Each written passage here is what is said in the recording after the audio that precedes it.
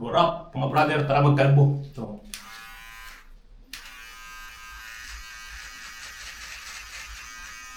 ganito lang guys, kadali magkalbo. Ako na nagkakalbo sa sarili ko.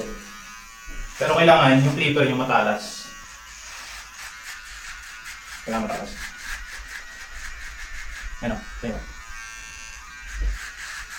Puro gilid muna. Ano, kaya yung gilid natin guys. Oh. Likod.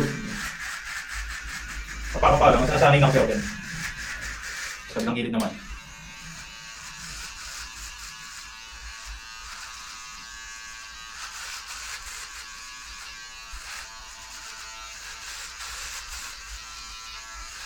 Pag nalinis yun na yung mga gilid, napakabilis lang yan. Gilid lang talaga yung ano dyan. Mahirap. Lalo tong kaliwa. Kasi hindi naman ako kaliwete. Tapos likod, gilid. At yung mga dito, yung mga balahibong puti dito. Minsan may mahaba yun. Sa may batok, liig. Tapos hagod na lang kayo ng hagod. Yan, kaya ako gusto magkalbo. Pero para hindi nyo na masyadong balikan.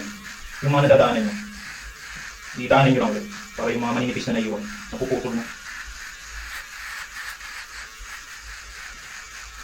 Dati pag nagpapakalbo ako, nung wala pa akong ganitong clipper, ang binabayad ko 150 sa barbershop. Kasi madalas pinapaahit ko siya. Tapos masahe pa. Yan, kaya bibigyan 150. Pero pag sa SM, gusto ko mahal. 300, 350, 400 pa minsan, depende. Eh, pag nagkakalbo ako, madalas matagal ko na 2 weeks. Matagal ko na 2 weeks bago ako magkalbo. Ito isang linggo may dito. Di pa siya ganun kakapa. Kasi pag naramdaman ko na natin ako, lumakati ang pagmahaba. O, di ba? Panis!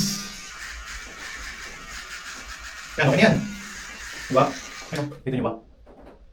Ito na lang yan, mga buhok na manipis. Kailangan liguan. Ano? Okay guys, bye-bye! Bye-bye!